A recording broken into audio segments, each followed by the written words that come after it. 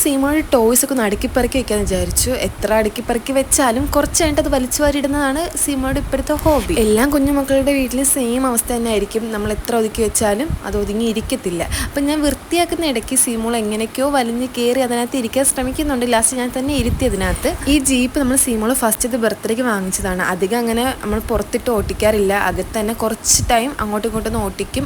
അധികം അങ്ങനെ യൂസ് ചെയ്യാറില്ല. ഇപ്പം നമ്മൾ ആ ജീപ്പ് ഏറ്റവും കൂടുതൽ യൂസ് ചെയ്യുന്നത് സീമോളുടെ ടോയ്സ് സ്റ്റോർ ചെയ്യാൻ വേണ്ടി തന്നെയാണ്. അങ്ങനെ ചെറിയ ചെറിയ കളിപ്പാട്ടങ്ങൾ എത്ര ഒരു ഡെപ്പയിലാക്കി വെച്ച് ജീപ്പ് നമ്മൾ അധികം യൂസ് ചെയ്തിട്ടില്ലെങ്കിലും സീമോൾ കയറി ഇരുന്ന് അതിൽ നിന്ന് പകുതി സാധനം ഒടിച്ച് കളഞ്ഞിട്ടുണ്ട്. അതിൻ്റെ കണ്ണടിക്കൊക്കെ ഏതൊക്കെയോ വരിക്ക് കിടക്കുന്നുണ്ട്. പിന്നെ വേണ്ടാത്ത കുറേ സാധനങ്ങളുണ്ടായിരുന്നു. അതൊക്കെ മാറ്റിയിട്ട് ആവശ്യമുള്ളത് മാത്രം എടുത്ത് വെച്ചിട്ടുണ്ട് ഞാൻ ജീപ്പിൽ താഴെ ഇറക്കാൻ നോക്കിയത്. ബട്ട് അവൾ ഒരു പൊടി വരുന്നില്ല. ഞാനും അൽഫി എപ്പം വീഡിയോ ചെയ്യാൻ ട്രൈപോഡ് എടുത്താലും ഇതേപോലെ കഴിഞ്ഞുകൊണ്ടിരിക്കും ട്രൈപോഡിന്. അവൾക്കും ട്രൈപോഡ് വേണമെന്ന് പറയാം. അങ്ങനെ കഴിച്ചിൻ്റെ ഒടവിൽ ലാസ്റ്റ് ഞാൻ ഒതുക്കി പറക്കിച്ച സാധനങ്ങൾ എടുത്ത് അവിടെ ഇവിടെ വലിച്ചിടാൻ തുടങ്ങിയിട്ടുണ്ട്. ഒരു 5-10 മിനിറ്റ് അതിൽ കൂടുതൽ കളിക്കാറില്ല.